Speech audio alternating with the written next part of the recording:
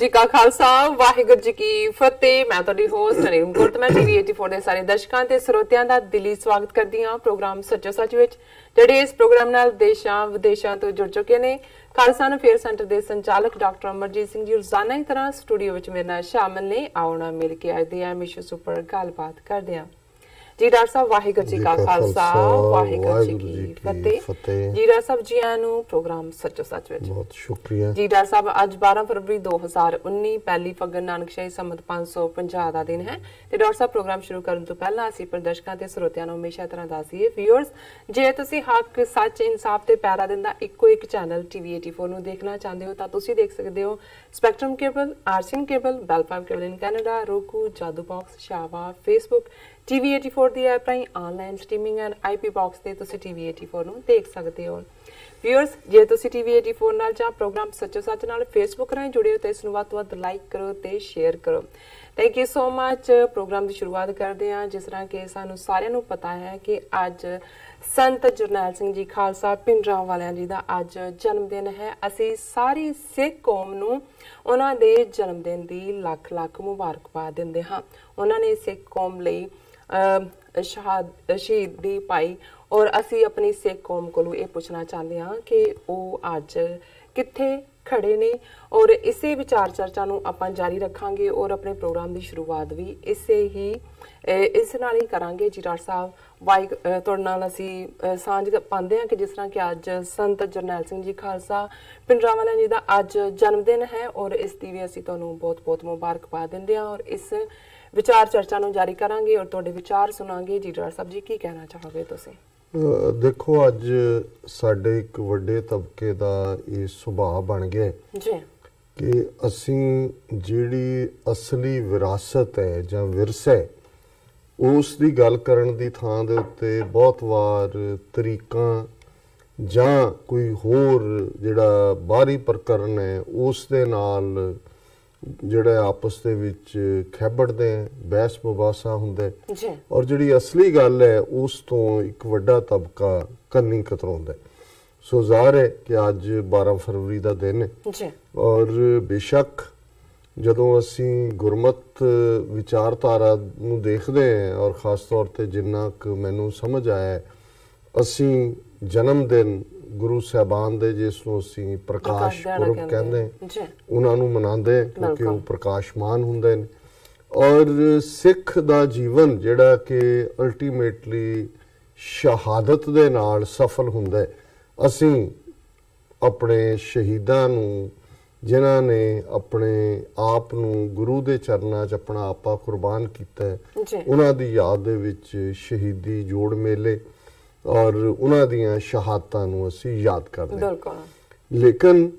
ਇਸ ਦੇ ਵਿੱਚ ਵੀ ਕੋਈ ਸ਼ੱਕ ਨਹੀਂ ਹੈ ਕਿ ਇੱਕ ਲੰਬਾ ਵਕਤ ਜਿਹੜੀਆਂ ਹਕੂਮਤਾਂ ਨੇ ਉਹ ਬੀਤੇ ਦੀਆਂ ਹੋਣ ਜਾਂ ਅੱਜ ਦੀਆਂ ਹੋਣ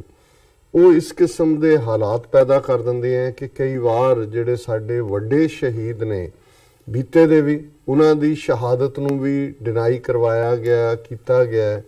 ਨਤੀਜੇ ਦੇ ਤੌਰ ਤੇ ਉਹਨਾਂ ਦੀ ਕੁਰਬਾਨੀ ਉਹਨਾਂ ਦੀ ਸ਼ਹਾਦਤ ਤੋਂ ਇਮੀਡੀਏਟ ਬਾਅਦ ਜਿਹੜੀ ਹੈ ਉਜਾਗਰ ਨਹੀਂ ਹੋਈ। ਔਰ ਜੇ ਮੈਂ ਬਰੀਫ 'ਚ ਗੱਲ ਕਰਾਂ ਬਾਬਾ ਬੰਦਾ ਸਿੰਘ ਬਹਾਦਰ ਜਿਨ੍ਹਾਂ ਦੀ ਸ਼ਹਾਦਤ ਹੁੰਦੀ ਹੈ 1716 ਦੇ ਵਿੱਚ, ਲੇਕਿਨ ਉਹਨਾਂ ਦੇ ਨਾਂ ਦੇ ਉੱਤੇ ਬਾਅਦ ਦੇ ਵਿੱਚ ਖੜੇ ਕੀਤੇ ਗਏ ਇੱਕ ਸੈਕਟ ਵੱਲੋਂ ਬੰਦਈ ਖਾਲਸਾ ਵੱਲੋਂ ਇਸ ਕਿਸਮ ਦਾ ਪ੍ਰਚਾਰ ਆਰੰਭ ਦਿੱਤਾ ਜਾਂਦਾ ਹੈ ਕਿ ਜੀ ਬੰਦਾ ਸਿੰਘ ਸ਼ਹੀਦ ਨਹੀਂ ਹੋਏ, ਉਹਨਾਂ ਦਾ ਜਿਹੜਾ ਜਿੱਥੇ ਉਹਨਾਂ ਦਾ ਸਰੀਰ ਸੁੱਟਿਆ ਗਿਆ ਉੱਥੇ ਜੋਗੀ ਆ ਗਏ ਜਾਂ ਉਹਨਾਂ ਨੇ ਆਪਣੀ ਯੋਗਿਕ ਤਾਕਤ ਦੇ ਨਾਲ ਜਿਹੜਾ ਉਹ ਆਪਣੇ ਆਪ ਨੂੰ ਰਿਵਾਈਵ ਕਰ ਲਿਆ ਔਰ ਬਾਅਦ ਦੇ ਵਿੱਚ ਉਹ ਜੰਮੂ ਕਸ਼ਮੀਰ ਦੇ ਰਿਆਸੀ ਇਲਾਕੇ 'ਚ ਆਏ। ਉੱਥੇ ਉਹਨਾਂ ਨੇ ਜਿਹੜਾ ਇੱਕ ਉਹਨਾਂ ਦਾ ਵਿਆਹ ਵੀ ਹੋਇਆ ਔਰ ਅੱਜ ਵੀ ਇੱਕ ਗੱਦੀ ਤੁਹਾਨੂੰ ਉਸ ਏਰੀਆ ਦੇ ਵਿੱਚ ਮਿਲ ਜਾਂਦੀ ਹੈ ਜੰਮੂ ਰਿਆਸੀ ਬੈਲਟ ਦੇ ਵਿੱਚ ਜਿਹੜੇ ਬਾਬਾ ਬੰਦਾ ਸਿੰਘ ਬਹਾਦਰ ਦੇ ਆਪਣੇ ਆਪ ਨੂੰ ਡਾਇਰੈਕਟ ਡਿਸੈਂਡੈਂਟ ਕਹਿੰਦੇ ਨੇ। ਹਾਲਾਂਕਿ ਹਕੀਕਤ ਇਹ ਹੈ ਕਿ ਬਾਬਾ ਬੰਦਾ ਸਿੰਘ ਬਹਾਦਰ ਉਹਨਾਂ ਦੀ ਸਿੰਘਣੀ ਜਿਹੜੀ ਚੰਬੇ ਦੇ ਰਾਜੇ ਦੀ ਲੜਕੀ ਸੀ ਔਰ ਉਹਨਾਂ ਦਾ 3.5 ਸਾਲ ਦਾ ਬੇਟਾ ਅਜੈ ਸਿੰਘ ਉਹਨਾਂ ਨੇ ਸ਼ਹੀਦੀ ਜਾਮ ਪੀਤੀ। ਇਸੇ ਤਰ੍ਹਾਂ ਅਸੀਂ ਬਾਬਾ ਰਾਮ ਸਿੰਘ ਨਾਮਧਾਰੀ ਲਹਿਰ ਜਿਸ ਕੂਕਾ ਲਹਿਰ ਨੂੰ ਇਹਨੇ ਇੱਕ ਵਾਰ ਅੰਗਰੇਜ਼ਾਂ ਨੂੰ ਭੜਥੂ ਪਾ ਦਿੱਤਾ ਸੀ। ਲੇਕਿਨ ਬਦਕਿਸਮਤੀ ਨਾਲ ਜਦੋਂ ਉਹਨਾਂ ਨੂੰ ਜਲਾਵਤਨ ਕਰਕੇ ਰੰਗੂਨ ਭੇਜ ਦਿੱਤਾ ਗਿਆ, ਉਸ ਪੀਰੀਅਡ ਦੇ ਵਿੱਚ ਹੀ ਉਹਨਾਂ ਦੇ ਚੇਲਿਆਂ ਦੇ ਅੰਦਰ ਅੰਗਰੇਜ਼ੀ ਇੰਟੈਲੀਜੈਂਸ ਨੇ ਇਸ ਕਿਸਮ ਦਾ ਪ੍ਰਚਾਰ ਕਿ ਜਦੋਂ ਕਿ ਉੱਥੇ ਕੁਝ ਸਾਲਾਂ ਬਾਅਦ ਉਹ ਚੜ੍ਹਾਈ ਵੀ ਕਰ ਗਏ ਤੇ ਉਹਨਾਂ ਨੇ ਇਹ ਮਿੱਥ ਖੜਾ ਕਰ ਦਿੱਤਾ ਕਿ ਨਹੀਂ, ਬਾਬਾ ਰਾਮ ਸਿੰਘ ਜਿਹੜੇ ਨੇ ਉਹਨਾਂ ਦੀ ਕੋਈ ਜੇਲ੍ਹ ਰਿਕਾਰਡ 'ਚ ਉਹਨਾਂ ਦੀ ਕੋਈ ਬਿਮਾਰੀ ਦਾ ਨਹੀਂ ਮਿਲਦਾ, ਕੋਈ ਉਹਨਾਂ ਦੇ ਸੰਸਕਾਰ ਦਾ ਨਹੀਂ ਮਿਲਦਾ। ਔਰ ਉਹਨਾਂ ਨੇ ਕਿਹਾ ਜੀ ਉਹ ਅਲੋਪ ਹੋ ਗਏ ਨੇ। ਔਰ ਉਹਨਾਂ ਦੇ ਨਾਲ ਇੱਕ ਉਹਨਾਂ ਨੇ ਆਪਣੀ ਸੌ ਸਾਖੀ ਜੋੜ ਲਈ ਕਿ ਜਦ ਰੂਸ ਪੰਜਾਬੇ ਆਵੇਗਾ ਤੇ ਬਾਬਾ ਰਾਮ ਸਿੰਘ ਜੀ ਨਾਲ ਹੋਣਗੇ, ਮਲੇਛ ਖਾਲਸੇ ਦਾ ਅੰਤ ਕਰਨਗੇ ਤੇ ਪੰਥ ਖਾਲਸਾ ਪ੍ਰਗਟ। ਉਹ ਅੱਜ ਵੀ ਕੂਕੇ ਜਿਹੜੀਆਂ ਉਹਨਾਂ ਦੀਆਂ ਅੱਗੋਂ ਗੱਦੀਆਂ ਤੇ ਗੱਦੀਆਂ ਬਣਦੀਆਂ ਆਈਆਂ ਨੇ, ਅਜੇ ਵੀ ਇਸ ਗੱਲ ਦੇ ਉੱਤੇ ਹੀ ਖੜੇ ਨੇ ਕਿ ਬਾਬਾ ਰਾਮ ਸਿੰਘ ਜਿਹੜੇ ਨੇ ਉਹ ਅਜੇ ਜਿਉਂਦੇ ਨੇ। ਸੋ ਮੈਂ ਸਮਝਦਾ ਹਾਂ ਵੀ ਜਿਸ ਸ਼ਖਸੀਅਤ ਦਾ ਅੱਜ ਅਸੀਂ ਜ਼ਿਕਰ ਕਰ ਰਹੇ ਹਾਂ, ਔਰ ਇਹ ਗੱਲ ਸਰ ਸਿਮਰਨਜੀਤ ਸਿੰਘ ਮਾਨ ਹੋਰਾਂ ਨਾਲ ਜਦੋਂ ਪਹਿਲੀ ਮੁਲਾਕਾਤ ਮੇਰੀ ਕੈਨੇਡਾ 'ਚ ਹੋਈ, ਕਿਉਂਕਿ 12 ਫਰਵਰੀ ਦਾ ਦਿਨ ਉਹਨਾਂ ਦੀ ਪਾਰਟੀ ਵੱਲੋਂ ਹੀ ਸੰਤਾਂ ਦੇ ਜਨਮ ਦਿਨ ਦੇ ਤੌਰ ਤੇ ਫਤਿਹਗੜ੍ਹ ਸਾਹਿਬ ਮਨਾਉਣ ਦੀ ਜਿਹੜੀ ਹੈ ਰਵਾਇਤ ਸ਼ੁਰੂ ਹੋਈ ਤੇ ਉਹਨਾਂ ਨੂੰ ਮੈਂ ਪੁੱਛਿਆ ਕਿ ਜੀ ਤੁਸੀਂ ਜਿਹੜਾ ਇਸ ਦਿਨ ਵੱਲ ਕਿਵੇਂ ਆਏ, ਤੇ ਉਹਨਾਂ ਨੇ ਬੜਾ ਇਮਾਨਦਾਰ ਜਵਾਬ ਦਿੱਤਾ। ਉਹਨਾਂ ਨੇ ਕਿਹਾ ਜੀ ਗੱਲ ਇਹ ਕਿ ਪੰਜਾਬ ਦੇ ਵਿੱਚ ਜਾਂ ਭਾਰਤ ਦੇ ਵਿੱਚ ਭਾਰਤੀ ਹਕੂਮਤ ਦਾ ਜ਼ੋਰ ਲੱਗਾ ਹੋਇਆ ਸੀ ਕਿ ਪਿੰਡਾਂ ਵਾਲਿਆਂ ਨੂੰ ਇੱਕ ਆਤੰਕਵਾਦੀ ਔਰ ਇਸ ਕਿਸਮ ਦੇ ਲਕਬ ਦੇ ਨਾਲ ਜਿੰਨਾ ਨਾ ਪੱਖੀ ਪ੍ਰਚਾਰ ਹੋਇਆ ਕਿ ਉਹਨਾਂ ਦੀ ਲੈਗੇਸੀ ਨੂੰ, ਉਹਨਾਂ ਦੇ ਵਿਰਸੇ ਨੂੰ ਖਤਮ ਕਰ ਦਿੱਤਾ ਜਾਏ ਔਰ ਕੋਈ ਨਾਂ ਵੀ ਨਹੀਂ ਸੀ ਲੈਂਦਾ। ਦੂਸਰੇ ਪਾਸੇ ਜਿਹੜੀ ਟਕਸਾਲ ਦੇ ਸੰਤ ਜਰਨੈਲ ਸਿੰਘ ਖਾਲਸਾ ਪਿੰਡਾਂ ਵਾਲੇ ਮੁਖੀ ਸਨ, ਉਸ ਵੱਲੋਂ ਇਹ ਕਿਹਾ ਜਾ ਰਿਹਾ ਸੀ ਜੀ ਕਿ ਮਹਾਂਪੁਰਖ ਚੜ੍ਹਦੀ ਕਲਾ 'ਚ ਨੇ ਔਰ ਪ੍ਰਗਟ ਹੋਣਗੇ। ਉਹਨਾਂ ਨੇ ਕਿਹਾ ਜੀ ਅਸੀਂ ਜੇ ਉਹਨਾਂ ਦੇ ਸ਼ਹੀਦੀ ਦਿਨ ਮਨਾਉਣ ਦੀ ਗੱਲ ਤੋਰਦੇ ਤੇ ਫਿਰ ਸਾਡਾ ਸਿੱਧਾ ਟਕਰਾਅ ਉਸ ਵੇਲੇ ਦੀ ਦਮਦਮੀ ਟਕਸਾਲ ਨਾਲ ਹੁੰਦਾ। ਸੋ ਅਸੀਂ ਇਹ ਚਾਹੁੰਦੇ ਸੀ ਵੀ ਕਿਸੇ ਤਰੀਕੇ ਨਾਲ ਸੰਤਾਂ ਦੀ ਲੈਗੇਸੀ, ਵਿਰਸਾ ਜਿਹੜਾ ਕਿ ਜ਼ਾਹਰ ਹੈ ਕੌਮ ਦੇ ਗਲੋਂ ਗੁਲਾਮੀ ਦੇ ਸੰਗਲ ਵੱਢਣੇ, ਉਸ ਦੇ ਉੱਤੇ ਫੋਕਸ ਹੋਏ। ਔਰ ਉਹਨਾਂ ਨੇ ਕਿਹਾ ਜੀ ਅਸੀਂ ਜਿਹੜਾ ਇਸ ਦਿਨ ਨੂੰ ਮਨਾਉਣਾ ਸ਼ੁਰੂ ਕੀਤਾ ਔਰ ਇਸ 'ਚ ਕੋਈ ਸ਼ੱਕ ਨਹੀਂ ਕਿ ਇਹਨਾਂ ਸਾਰੇ ਵਰ੍ਹਿਆਂ ਦੇ ਵਿੱਚ ਜਦੋਂ ਤੋਂ ਇਸ ਦੀ ਸ਼ੁਰੂਆਤ ਹੋਈ, ਵੱਡੇ ਤੋਂ ਵੱਡੇ ਇਕੱਠ ਜਿਹੜੇ ਨੇ ਉਹ ਫਤਿਹਗੜ੍ਹ ਸਾਹਿਬ 'ਚ ਹੁੰਦੇ ਨੇ, ਕਿਉਂਕਿ ਬੀਤੇ ਕੱਲ ਰਾਤ ਸੀ ਉੱਥੇ, ਜਦੋਂ ਕਿ ਅੱਜ ਇੱਥੇ ਸਵੇਰ ਹੈ। ਹਾਲਾਂਕਿ ਸਾਡੀ TV 84 ਦੀ ਸਾਰੀ ਟੀਮ ਉੱਥੇ ਪਹੁੰਚੀ ਹੋਈ ਸੀ ਇਵੈਂਟ ਨੂੰ ਕਵਰ ਕਰਨ ਲਈ ਲਾਈਵ। ਲੇਕਿਨ ਜੋ ਸਾਡੇ ਸਾਹਮਣੇ ਨੋਟਿਸ 'ਚ ਆਇਆ ਕਿ ਉੱਥੇ ਉਹਨਾਂ ਨੇ ਏਜੰਸੀਆਂ ਨੇ ਵੱਡੇ ਵੱਡੇ ਜੈਮਰ ਲਾ ਕੇ ਉੱਥੋਂ ਦੀ ਜਿਹੜੀ ਟੈਲੀਕਾਸਟ ਹੈ ਉਸ ਨੂੰ ਰੋਕਿਆ। ਸਿਰਫ ਇੱਕ ਚੈਨਲ ਉਹਨਾਂ ਨੂੰ ਕਿਵੇਂ ਰਾਹਤ ਮਿਲੀ ਜਾਂ ਕੀ ਹੈ ਇਹ ਤਾਂ ਮੈਨੂੰ ਨਹੀਂ ਪਤਾ, ਸਿਰਫ ਇੱਕ ਚੈਨਲ ਜਿਹੜਾ ਹੈ ਉਸ ਦੇ ਉੱਤੇ ਹੀ ਬਾਹਰ ਜਿਹੜਾ ਉਹ ਦੇਖਿਆ ਜਾ ਸਕਿਆ। ਲੇਕਿਨ ਸਾਡੀ ਉਸ ਟੀਮ ਨੇ ਸਾਨੂੰ ਉਹ ਸਾਰੀਆਂ ਫਾਈਲਾਂ ਜਿਹੜੀਆਂ ਨੇ ਭੇਜੀਆਂ ਨੇ ਔਰ ਸਾਡੀ ਟੈਕਨੀਕਲ ਟੀਮ ਨੇ ਐਡਿਟ ਕਰਕੇ ਉਹ ਤਿਆਰ ਕੀਤਾ। ਜਿਉਂ ਹੀ 9:30 ਵਜੇ ਨਿਊਜ਼ ਖਤਮ ਹੋਣਗੀਆਂ, 9 ਤੋਂ 9:30 ਖਬਰਾਂ ਖਤਮ ਹੁੰਦੀਆਂ ਨੇ ਸਾਡੇ ਪ੍ਰੋਗਰਾਮ ਤੋਂ ਬਾਅਦ, ਔਰ ਉਹ ਫਤਿਹਗੜ੍ਹ ਸਾਹਿਬ ਦਾ ਪ੍ਰੋਗਰਾਮ ਸੰਤ ਪਿੰਡਾਂ ਵਾਲਿਆਂ ਦੇ ਜਨਮ ਦਿਨ ਨਾਲ ਸੰਬੰਧਿਤ ਜਿਹੜਾ ਹੈ ਆਲਮੋਸਟ 3 ਘੰਟੇ ਦਾ ਪ੍ਰੋਗਰਾਮ ਹੈ, ਉਹ ਸਾਡੇ ਦਰਸ਼ਕ ਦੇਖ ਸਕਣਗੇ। ਹੁਣ ਜ਼ਾਹਰ ਹੈ ਕਿ ਸੰਤ ਪਿੰਡਾਂ ਵਾਲਿਆਂ ਦੀ ਕੁਰਬਾਨੀ, ਉਹਨਾਂ ਦਾ ਉਸ ਤੋਂ ਪਹਿਲਾਂ ਜੀਵਨ ਔਰ ਲਗਭਗ 37 ਸਾਲ ਦੀ ਛੋਟੀ ਜਿਹੀ ਉਮਰ, ਔਰ ਹੁਣ ਜਦੋਂ ਕਿ ਜਨਮ ਦਿਨ ਦੀ ਸ਼ੁਰੂਆਤ ਹੈ, ਹੁਣ ਵੀ ਇੱਕ ਤਬਕਾ ਹੈ ਜਿਹੜਾ ਉਹਨਾਂ ਦਾ ਕੋਈ ਸਕੂਲ ਸਰਟੀਫਿਕੇਟ ਕੱਢੀ ਫਿਰਦਾ ਹੈ ਕਿ ਜੀ ਇਹ ਉਹਨਾਂ ਦਾ ਜਨਮ ਦਿਨ 12 ਫਰਵਰੀ ਨਹੀਂ ਹੈ, 2 ਜੂਨ ਹੈ। ਪਰ ਇਹ ਜਿਹੜੇ ਇਸ ਕਿਸਮ ਦੀਆਂ ਡਿਬੇਟਸ ਵਾਲੇ ਨੇ ਜਾਂ ਪਹਿਲਾਂ ਕਿਹਦੇ ਰਾਹੀਂ ਜਾਂ ਕਿਉਂ ਸੰਤਾਂ ਦੀ ਸ਼ਹੀਦੀ ਤੋਂ ਮੁਨਕਰ ਹੋਇਆ ਗਿਆ, ਔਰ ਅੱਜ ਵੀ ਇੱਕ ਤਬਕਾ ਜਿਹੜਾ ਉਹਨਾਂ ਦੇ ਨਾਂ ਦੇ ਉੱਤੇ ਜਿਹੜਾ ਉਹ ਚੜ੍ਹਦੀ ਕਲਾ 'ਚ ਨੇ ਕਹਿ ਕੇ ਆਪਣੀ ਗੱਲ ਨੂੰ ਜਿਹੜਾ ਆਪਣਾ ਉਹਨਾਂ ਨੇ ਵਜੂਦ ਰੱਖਿਆ ਹੋਇਆ। ਪਰ ਮੈਂ ਸਮਝਦਾ ਵੀ ਇਹ ਬਹੁਤ ਵੱਡੀ ਡਿਸਸਰਵਿਸ ਕੀਤੀ ਗਈ। ਇਸ ਦੇ ਬਿਹਾਈਂਡ ਕੌਣ ਹੈ, ਕਿਵੇਂ ਹੈ, ਔਰ ਇਹ ਗੱਲ ਜਿਵੇਂ ਸਿੱਖ ਕੌਮ ਕਦੇ ਵੀ ਨਾ ਇਸ ਗੱਲ ਦੀ ਪਛਾਣ ਕਰਦੀ ਹੈ ਵੀ ਉਹਨਾਂ ਨਾਲ ਕਿੱਥੇ ਕਿੱਥੇ ਧੋਖਾ ਹੋਇਆ, ਕੌਣ ਪਾਤਰ ਧੋਖਾ ਕਰਨ ਵਾਲੇ ਨੇ, ਔਰ ਜੇ ਕੋਈ ਇਸ ਦੇ ਉੱਤੇ ਕੋਈ ਸਵਾਲ ਖੜਾ ਕਰਦਾ ਹੈ ਤਾਂ ਫਿਰ ਉਸੇ ਨੂੰ ਹੀ ਟਾਰਗੇਟ ਕਰਕੇ ਕੋਈ ਨਾ ਕੋਈ ਉਸ ਦੇ ਉੱਤੇ ਲੇਬਲ ਲਾ ਕੇ ਉਹਨੂੰ ਜਿਹੜਾ ਉਹ ਖੂੰਜੇ 'ਚ ਲਾ ਦਿੱਤਾ ਜਾਂਦਾ ਹੈ। ਪਰ ਮੈਂ ਸਮਝਦਾ ਵੀ ਇਹ ਪੰਥ ਦੇ ਨਾਲ ਇਸ ਗੱਲ ਦੀ ਜਵਾਬਦੇਹੀ ਕਦੇ ਨਹੀਂ ਹੋਈ ਕਿ ਸੰਤਾਂ ਦੀ ਸ਼ਹਾਦਤ ਜਿਸ ਨੂੰ ਬਹੁਤ ਬਾਅਦ ਦੇ ਵਿੱਚ 20-25 ਸਾਲ ਬਾਅਦ ਮੰਨਿਆ ਗਿਆ, ਹਾਲਾਂਕਿ ਅਸੀਂ ਨਿੱਜੀ ਤੌਰ ਤੇ ਜਦੋਂ ਮੈਂ ਦੇਖਦਾ ਕਿਉਂਕਿ ਇਹ ਵਕਤ ਨਹੀਂ ਹੈ ਕਿ ਵੀ ਅਸੀਂ ਕੋਈ ਨਿੱਜੀ ਜਿਹੜਾ ਉਹ ਆਪਣੀ ਪੈਟ ਦਾ ਬੈਕ ਆਪਣੀ ਪਿੱਠ ਤੇ ਹੱਥ ਜਿਹੜਾ ਉਹ ਥਪਥਪਾਈਏ, ਲੇਕਿਨ ਮੈਂ ਸਮਝਦਾ ਵੀ ਮੈਂ ਇਸ ਦਾ ਜਿਹੜਾ ਉਹ ਫਲ ਵੀ ਭੋਗਿਆ ਇੱਥੇ ਆ ਕੇ ਵੀ ਪਬਲਿਕ ਲਾਈਫ 'ਚ, ਜਦੋਂ ਕਿ ਸੰਤਾਂ ਨੂੰ, ਸੰਤ ਜਰਨੈਲ ਸਿੰਘ ਖਾਲਸਾ ਪਿੰਡਾਂ ਵਾਲਿਆਂ ਨੂੰ ਸ਼ਹੀਦ ਲਿਖਣਾ ਕਹਿਣਾ ਸ਼ੁਰੂ ਕੀਤਾ ਤੇ ਜਿਹੜੇ ਆਪਣੇ ਆਪ ਨੂੰ ਉਹਨਾਂ ਦੇ ਬਹੁਤ ਵੱਡੇ ਜਿਹੜੇ ਨੇ ਅਨੁਯਾਈ ਜਾਂ ਫਾਲੋਅਰ ਕਹਿਣ ਵਾਲੇ ਸੀ ਇੱਥੇ, ਜਿਹੜੇ ਉਸ ਝੂਠ ਨੂੰ ਜਿਹੜਾ ਖਰੀਦ ਰਹੇ ਸੀ, ਉਹਨਾਂ ਨੇ ਬਹੁਤ ਵੱਡੀ ਵਿਰੋਧਤਾ ਕੀਤੀ। ਕਈ ਥਾਂ ਤੇ ਗੁਰਦੁਆਰਿਆਂ 'ਚ ਬੋਲਣੋਂ ਰੋਕਿਆ ਗਿਆ, ਹਾਲਾਂਕਿ ਉਸ 'ਚੋਂ ਕੁਝ ਜਿਹੜੇ ਵੀਰ ਨੇ ਉਹਨਾਂ ਨੇ ਸਮਾਂ ਪਾ ਕੇ ਇਸ ਆਪਣੇ ਬਿਹੇਵ ਦੀ ਮਾਫੀ ਵੀ ਮੰਗੀ। ਪਰ ਮੈਂ ਸਮਝਦਾ ਵੀ ਇਹ ਵੀ ਇੱਕ ਏਜੰਸੀਆਂ ਦੀ ਖੇਡ ਹੁੰਦੀ ਹੈ। ਕਈ ਵਾਰ ਸਿੱਧੇ ਸਾਦੇ ਵਿਸ਼ਵਾਸ ਵਾਲੇ ਭੋਲੇ ਭਾਲੇ ਲੋਕ ਜਿਸ ਕਿਰਦਾਰ ਨੂੰ ਪਿਆਰ ਕਰਦੇ ਨੇ ਉਸ ਨੂੰ ਆਪਣੇ ਤੋਂ ਦੂਰ ਨਹੀਂ ਦੇਖਣਾ ਚਾਹੁੰਦੇ, ਔਰ ਜ਼ਾਹਰ ਹੈ ਕਿ ਉਹਨਾਂ ਦੀ ਜਿਹੜੀ ਸੈਂਸਿਟੀਵਿਟੀ ਹੈ, ਉਹਨਾਂ ਦੀ ਸੰਵੇਦਨਸ਼ੀਲਤਾ ਹੈ, ਉਸ ਦੇ ਸਾਹਮਣੇ ਏਜੰਸੀਆਂ ਨੇ ਇਹ ਖੇਡ ਖੇਡੀ। ਪਰ ਅਸੀਂ ਜੇ ਅੱਜ ਇਸ ਪਾਸੇ ਨੂੰ ਮੁੜ ਕੇ ਦੇਖਦੇ ਹਾਂ ਕਿ ਸੰਤ ਜਰਨੈਲ ਸਿੰਘ ਖਾਲਸਾ ਪਿੰਡਾਂ ਵਾਲਿਆਂ ਨੇ, ਜਿਨ੍ਹਾਂ ਦਾ ਜਨਮ 1947 ਦੇ ਵਰੇ ਦੇ ਵਿੱਚ ਹੋਇਆ ਔਰ ਲਗਭਗ 72 ਸਾਲ ਉਹੀ 47 ਦਾ ਵਰਾ ਦੇਸ਼ ਦੀ ਵੰਡ ਨਾਲ ਵੀ ਜੁੜਿਆ ਹੋਇਆ, ਔਰ ਕਿਵੇਂ ਇਹਨਾਂ 71-72 ਵਰਿਆਂ ਦੇ ਵਿੱਚ ਭਾਰਤ ਦੀ ਹਕੂਮਤ ਨੇ 47 ਤੋਂ ਇੱਕਦਮ ਬਾਅਦ ਸਿੱਖਾਂ ਨੂੰ ਜ਼ਰਾਇਮ ਪੇਸ਼ਾ ਕਬੀਲਾ ਐਲਾਨਣ ਵਾਲਾ ਜਿਹੜਾ ਉਹ ਸਰਕੂਲਰ ਲਿਆਂਦਾ, ਔਰ ਕਿਵੇਂ ਫਿਰ ਇਹ ਮੋਰਚੇ ਜਿਹੜੇ ਕਿ ਪੰਜਾਬੀ ਜ਼ਬਾਨ ਦੀ ਮਾਨਤਾ ਲਈ ਰੈਕਗਨੀਸ਼ਨ ਲਈ ਤੁਰੇ, ਪੰਜਾਬੀ ਸੂਬਾ ਮੋਰਚਾ, ਔਰ ਉਸ ਤੋਂ ਬਾਅਦ ਕਿਵੇਂ ਪੰਜਾਬ ਨੂੰ ਜਿਹੜਾ ਕੱਟ ਵੱਢ ਕੇ ਪੰਜਾਬ ਤੋਂ ਵੱਡਾ ਹਰਿਆਣਾ ਤੇ ਹਿਮਾਚਲ ਬਣਾ ਦਿੱਤਾ ਗਿਆ, ਪੰਜਾਬ ਦੇ ਪਾਣੀ ਖੋਹ ਲਏ ਗਏ। ਔਰ ਸਭ ਤੋਂ ਵੱਧਤਰ ਗੱਲ ਜਿਹੜੀ ਕਿ ਮੈਂ ਸਮਝਦਾ ਜਦੋਂ ਅਸੀਂ ਸੰਤ ਜਰਨੈਲ ਸਿੰਘ ਖਾਲਸਾ ਪਿੰਡਾਂ ਵਾਲਿਆਂ ਦੀ ਲੈਗੇਸੀ ਜਾਂ ਵਿਰਸੇ ਦੀ ਗੱਲ ਕਰਦੇ ਕਿ ਉਹ ਉਸ ਟਕਸਾਲ ਨਾਲ ਜੁੜੇ, ਉਸ ਦੇ ਬਾਅਦ ਦੇ ਵਿੱਚ 1977 ਚ ਸੰਤ ਕਰਤਾਰ ਸਿੰਘ ਖਾਲਸਾ ਪਿੰਡਾਂ ਵਾਲਿਆਂ ਦੀ ਜਿਹੜਾ ਚੜ੍ਹਾਈ ਕਰਨ ਤੋਂ ਬਾਅਦ ਮੁਖੀ ਵੀ ਬਣੇ। ਇਹ ਉਹ ਦੌਰ ਹੈ ਜਦੋਂ ਕਿ ਇੱਕ ਪਾਸੇ ਭਾਰਤ ਦੀ ਹਕੂਮਤ ਔਰ ਉਹਨਾਂ ਦੀਆਂ ਜਿਹੜੀਆਂ ਗੁੱਝੀਆਂ ਨੀਤੀਆਂ ਨੇ,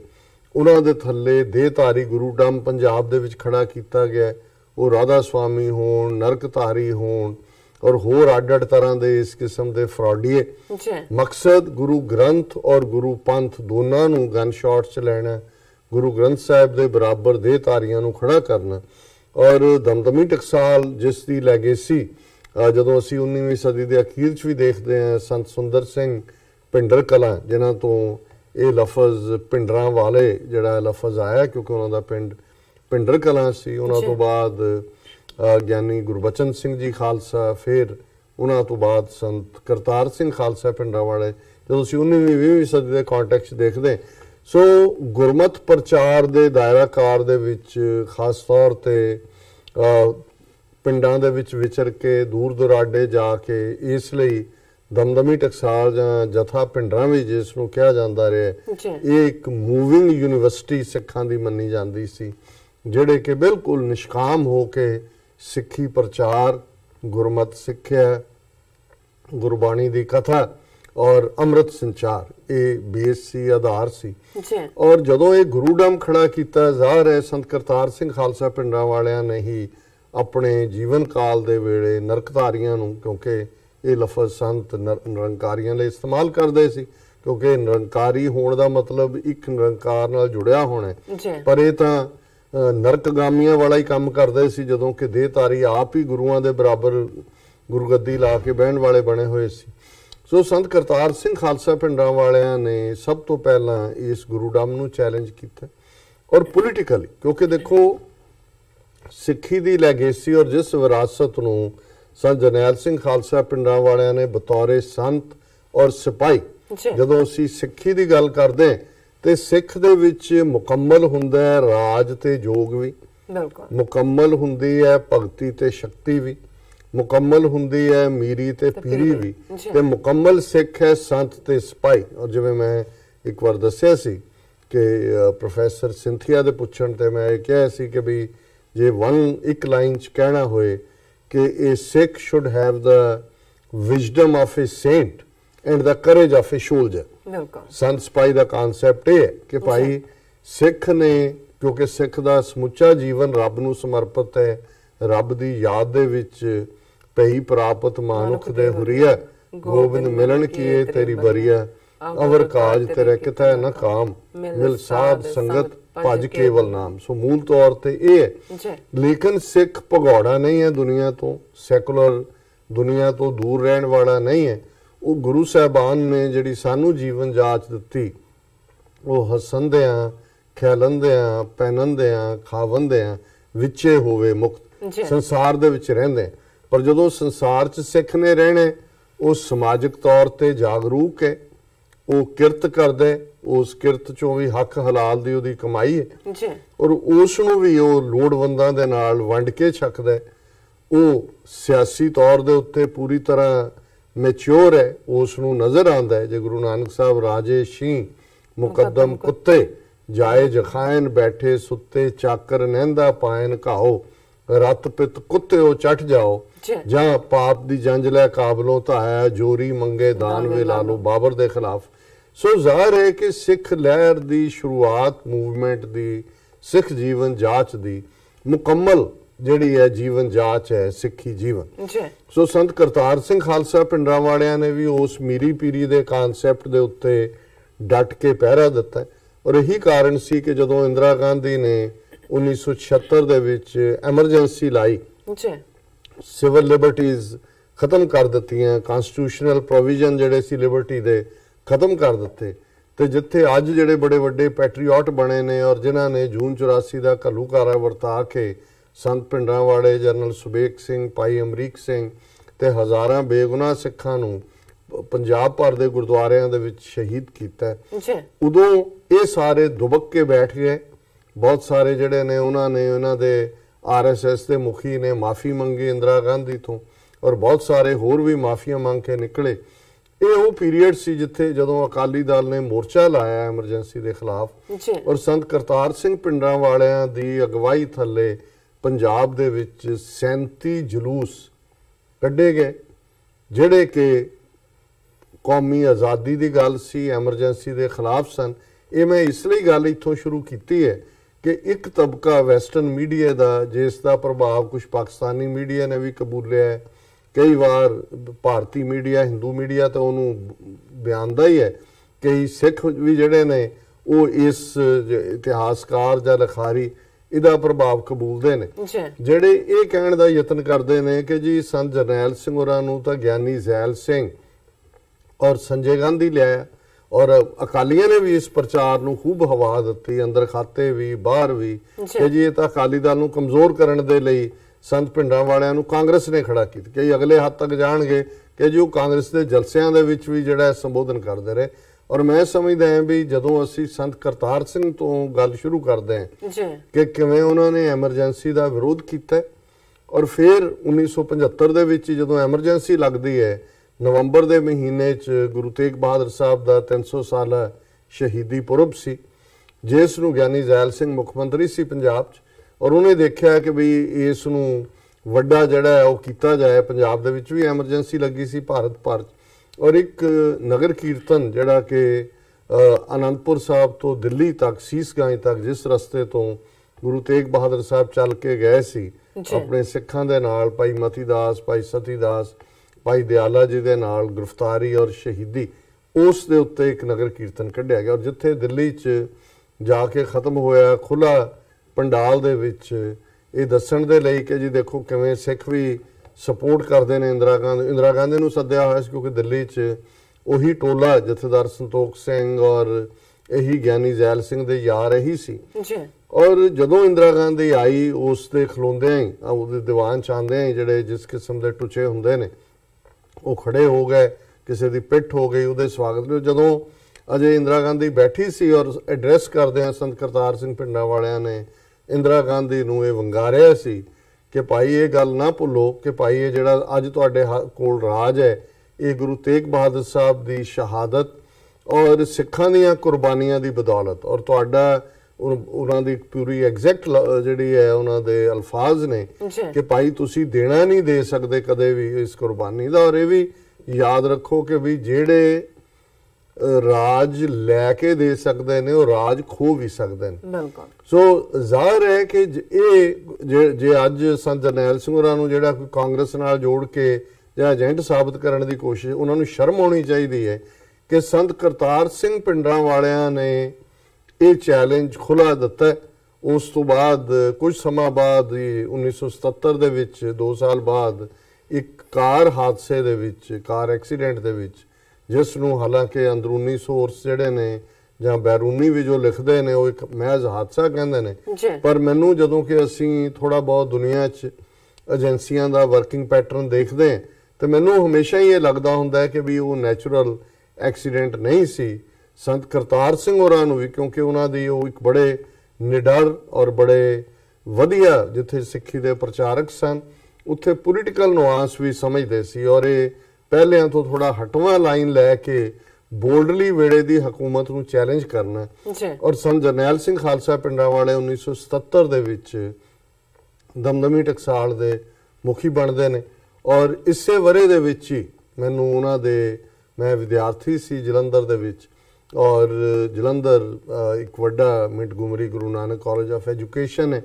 ਉਹ ਸਾਲਾਨਾ ਕੀਰਤਨ ਦਰਬਾਰ ਕਰਵਾਉਂਦੇ ਨੇ। ਉਦੋਂ ਹੀ 70s 'ਚ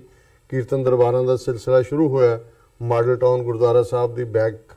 ਗਰਾਊਂਡ ਦੇ ਵਿੱਚ ਵੀ 71-72 ਸ਼ੁਰੂ ਹੋਏ।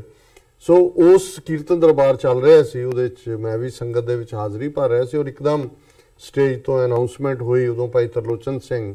ਦਿੱਲੀ ਤੋਂ ਸਨ, ਉਹ ਕੀਰਤਨ ਕਰਕੇ ਹਟੇ ਹੀ। ਉਹਨਾਂ ਨੇ ਕਿਹਾ ਜੀ ਕਿ ਵੀ ਅਸੀਂ ਸੰਗਤ ਤੋਂ ਮਾਫੀ ਚਾਹੁੰਦੇ ਹਾਂ ਵੀ ਕੀਰਤਨ ਇੰਟਰਪਟ ਕਰ ਰਹੇ, ਵੀ ਸੰਤ ਜਰਨੈਲ ਸਿੰਘ ਖਾਲਸਾ ਪਿੰਡਾਂ ਵਾਲੇ ਜਿਹੜੇ ਨੇ ਉਹ ਗੁਜ਼ਰ ਰਹੇ ਸੀ ਜਲੰਧਰ ਵਿੱਚੋਂ, ਉਹ ਚੌਂਕ ਮਹਿਤਾ ਜਾ ਰਹੇ ਨੇ ਔਰ ਉਹ ਸੰਗਤ ਦੇ ਦੀਦਾਰ ਕਰਨਗੇ। ਸੋ ਇਹ ਮੇਰਾ ਉਹਨਾਂ ਦੇ ਨਾਲ ਸੰਗਤੀ ਰੂਪ ਦੇ ਵਿੱਚ ਜਿਹੜਾ ਪਹਿਲਾ ਦੀਦਾਰ ਵੀ, ਔਰ ਅੱਜ ਵੀ ਮੈਂ ਉਹ ਜਿਹੜੀ ਅਪਰਾਈਟਨੈਸ, ਸਧਾਰਨ ਜ਼ਬਾਨ ਦੇ ਵਿੱਚ ਗੱਲ ਦੀ ਪਰਪੱਕਤਾ, ਗੁਰੂ ਗ੍ਰੰਥ ਸਾਹਿਬ 'ਚ ਔਰ ਗੁਰਸਿੱਖੀ ਦੇ ਸਿਧਾਂਤਾਂ ਦੇ ਉੱਤੇ ਦ੍ਰਿੜਤਾ ਨਾਲ ਪਹਿਰਾ ਦੇਣ ਦੀ ਗੱਲ, ਜਿਹਨੂੰ ਤੁਸੀਂ ਜੇ ਇੱਕ ਲਫ਼ਜ਼ ਅੰਗਰੇਜ਼ੀ ਦਾ ਕਹਿਣਾ ਹੋਏ ਤੇ ਇਲੈਕਟ੍ਰੀਫਾਈਂਗ, ਔਰ ਸਾਰੀ ਸੰਗਤ ਦੇ ਵਿੱਚ ਇੱਕ ਸਿਰੇ ਤੋਂ ਦੂਸਰੇ ਸਿਰੇ ਤੱਕ ਇਵੇਂ ਸੀ ਜਿਵੇਂ ਹਰ ਕੋਈ ਐ ਇੱਕ ਲਫ਼ਜ਼ ਜਿਹੜਾ ਹੈ ਉਹ ਆਪਣੇ ਅੰਦਰ ਦਬੋਚਣਾ ਚਾਹੁੰਦਾ ਹੈ ਕਿ ਵੀ ਕਿਤੇ ਕੋਈ ਮਿਸ ਨਾ ਹੋਏ। ਸੋ ਜ਼ਾਹਰ ਹੈ ਉਸ ਤੋਂ ਬਾਅਦ ਇੱਕ ਵੱਖਰੀ ਕਹਾਣੀ ਹੈ ਔਰ ਫਿਰ ਮੈਨੂੰ ਉਹਨਾਂ ਦੇ ਦੀਦਾਰ ਦਾ ਅਕਸਰ ਮੌਕਾ ਮਿਲਦਾ ਰਿਹਾ ਜਦੋਂ ਗੁਰੂ ਨਾਨਕ ਨਿਵਾਸ ਵੀ ਆ ਗਏ ਪਰਮਾਨੈਂਟਲੀ। ਔਰ 20 ਸਤੰਬਰ 1981 ਨੂੰ ਜਦੋਂ ਉਹਨਾਂ ਨੇ 2 ਲੱਖ ਦੇ ਇਕੱਠ ਦੇ ਵਿੱਚ ਗ੍ਰਿਫਤਾਰੀ ਦਿੱਤੀ, ਅਸੀਂ ਉਸ ਮੌਕੇ ਦੇ ਉੱਤੇ ਵੀ ਗੁਰਦੁਆਰਾ ਗੁਰਦਰਸ਼ਨ ਪ੍ਰਕਾਸ਼ ਚੌਂਕ ਮਹਿਤਾ ਜਿਹੜਾ ਉੱਥੇ ਮੌਜੂਦ ਸੀ। ਸੋ ਜ਼ਾਹਰ ਹੈ ਉਹ ਇੱਕ ਵੱਖਰਾ ਵਿਸ਼ਾ ਹੈ ਕਿ ਕਿਵੇਂ ਫਿਰ ਇਹ ਸਾਰੀ ਸ਼ੁਰੂਆਤ ਔਰ ਧਰਮਯੁੱਧ ਮੋਰਚਾ ਔਰ ਧਰਮਯੁੱਧ ਮੋਰਚੇ ਦੇ ਪੀਰੀਅਡ 'ਚ ਕੀ ਸਾਰਾ ਹੋਇਆ। ਲੇਕਿਨ ਜਦੋਂ ਅਸੀਂ ਅੱਜ ਗੱਲ ਕਰਦੇ ਹਾਂ ਜਿੱਥੇ ਸੰਤ ਜਰਨੈਲ ਸਿੰਘ ਖਾਲਸਾ ਪਿੰਡਾਂ ਵਾਲੇ ਤਾਂ ਜਿਹੜੇ ਨੇ ਉਹ ਸਾਡੇ ਇਤਿਹਾਸ ਦੇ ਚਮਕਦੇ ਗਗਨ ਦੇ ਰੌਸ਼ਨ ਸਿਤਾਰੇ ਨੇ, ਉਹਨਾਂ ਦਾ ਜੀਵਨ ਵੀ, ਔਰ ਜੇ ਅਸੀਂ ਦੇਖਦੇ ਹਾਂ ਕਿ ਕਿਵੇਂ ਉਹ ਗੁਰਬਾਣੀ ਨਾਲ ਜੁੜੇ ਹੋਏ ਅੰਮ੍ਰਿਤ ਛਕਾਣ ਦੇ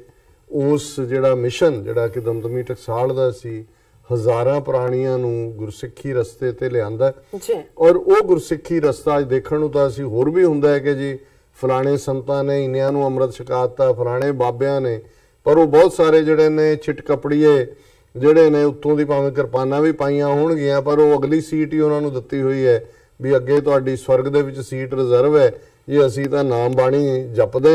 ਉਹ ਪਤਾ ਨਹੀਂ ਕਿਹੜੇ ਪਾਸੇ ਲਾਏ ਹੋਏ ਨੇ। ਅਦਰਵਾਈਜ਼ ਇੰਨੇ ਬਾਬੇ ਨੇ ਤੇ ਇੰਨਾ ਅੰਮ੍ਰਿਤ ਸੰਚਾਰ ਹੁੰਦਾ ਹੈ ਤੇ ਕੌਮ ਦੀ ਵਿਰਾਸਤ, ਵਿਰਸਾ, ਆਜ਼ਾਦੀ ਦੀ ਗੱਲ ਕਿਉਂ ਪੰਜਾਬ ਦੇ ਵਿੱਚ ਜਿਹੜੀ ਹੈ ਉਸ ਲੈਵਲ ਤੇ ਨਹੀਂ ਨਿਕਲਦੀ, ਜਦੋਂ ਕਿ ਇੱਕ ਫਕੀਰ ਸੰਤ ਜਰਨੈਲ ਸਿੰਘ ਪਿੰਡਾਂ ਵਾਲੇ ਖਲੋਂਦੇ ਨੇ ਔਰ ਕਿਵੇਂ ਕੁਝ ਸਮੇਂ ਦੇ ਵਿੱਚ ਹੀ 1977 ਚ ਉਹ ਸੀਨ ਤੇ ਆਉਂਦੇ ਨੇ, 1984 ਚ ਉਹਨਾਂ ਦੀ ਸ਼ਹਾਦਤ ਹੁੰਦੀ ਹੈ। 7 ਸਾਲ ਦਾ ਪੀਰੀਅਡ ਹੈ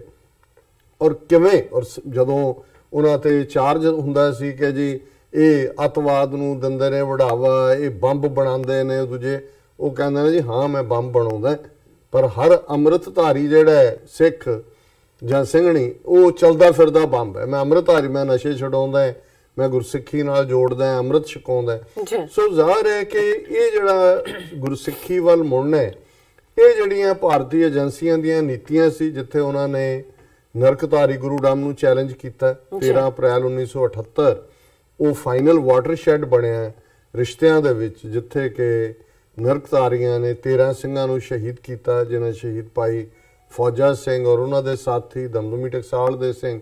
ਸੋ ਡਾਇਰੈਕਟ ਟੱਕਰ ਹਕੂਮਤ ਦੇ ਨਾਲ, ਕਿਉਂਕਿ ਸਾਰੀ ਹਕੂਮਤ ਔਰ ਮੀਡੀਆ ਨਰਕਧਾਰੀਆਂ ਦੀ ਪਿੱਠ ਦੇ ਉੱਤੇ ਆ ਕੇ ਖਲੋ ਗਏ। ਲੇਕਿਨ ਇਸ ਗੱਲ ਦੀ ਇੰਤਜ਼ਾਰ ਕੀਤੀ ਗਈ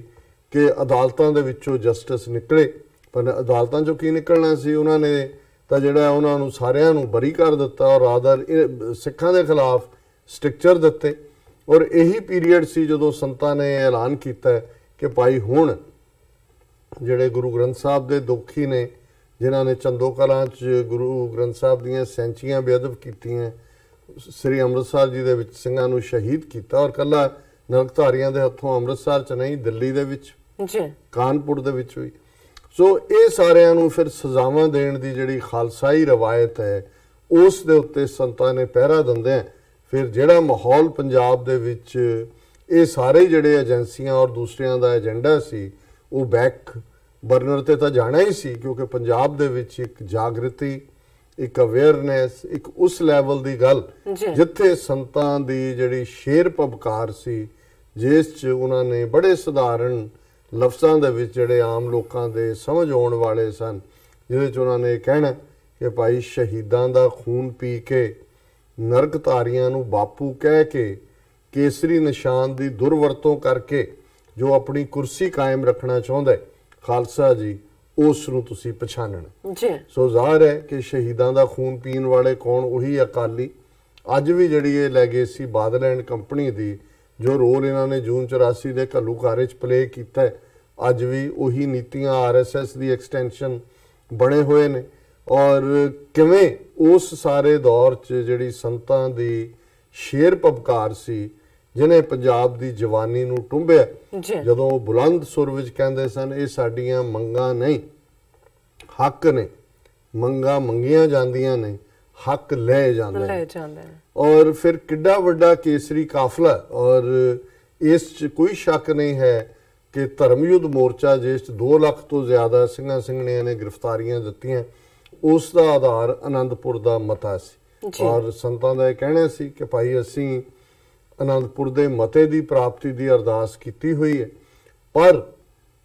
ਜੇ ਭਾਰਤੀ ਫੌਜ ਨੇ ਦਰਬਾਰ ਸਾਹਿਬ ਤੇ ਹਮਲਾ ਕੀਤਾ, ਉਹਨਾਂ ਦੇ ਪੈਰ ਹਰਮੰਦਰ ਸਾਹਿਬ ਦੀਆਂ ਪਰਿਕਰਮਾ 'ਚ ਪਏ, ਤੇ ਫਿਰ ਖਾਲਿਸਤਾਨ ਦੀ ਨੀਂਹ ਰੱਖੀ ਜਾਏਗੀ। ਸੋ ਜ਼ਾਹਰ ਹੈ ਕਿ ਜਿਹੜੇ ਅੱਜ ਸੰਤਾਂ ਦੇ ਸਿਰ ਦੇ ਉੱਤੇ ਵਾਇਲੈਂਸ, ਹਿੰਸਾ ਜਾਂ ਕੋਈ ਹੋਰ ਇਲਜ਼ਾਮ ਲਾਉਂਦੇ ਨੇ ਕਿ ਧਰਮ ਯੁੱਧ ਮੋਰਚੇ 'ਚ 2 ਲੱਖ ਦੀ ਗ੍ਰਿਫਤਾਰੀ ਬਿਲਕੁਲ ਪੀਸਫੁਲ ਤਰੀਕੇ ਦੇ ਨਾਲ ਹੋਈ, ਔਰ ਇਹਦੇ ਬਾਵਜੂਦ ਕਿਵੇਂ ਟਾਰਗੇਟ ਕੀਤਾ ਗਿਆ ਸਿੱਖਾਂ ਨੂੰ। ਘੱਲੂਘਾਰਾ 84 ਦਾ ਜ਼ਿਕਰ ਅਕਸਰ ਅਸੀਂ ਕਰਦੇ ਹਾਂ, ਜਿਹੜਾ ਅੱਜ ਅਸੀਂ ਵੇਰਵੇ ਨਾਲ ਨਹੀਂ ਕਰਾਂਗੇ, ਜਿੱਥੇ ਸੰਤਾਂ ਨੇ ਜਿਹੜੇ ਵੀ ਪੈਰਾਮੀਟਰ, ਔਰ ਇਹ ਵੀ ਕੋਈ ਜਿਹੜੀ ਹੈ ਉਹ ਹੈਰਾਨੀ ਨਹੀਂ ਕਿ ਸੰਤਾਂ ਦੇ ਖਿਲਾਫ ਕੋਈ FIR ਨਹੀਂ ਸੀ ਜਦੋਂ ਹਮਲਾ ਕੀਤਾ ਗਿਆ। ਜਦੋਂ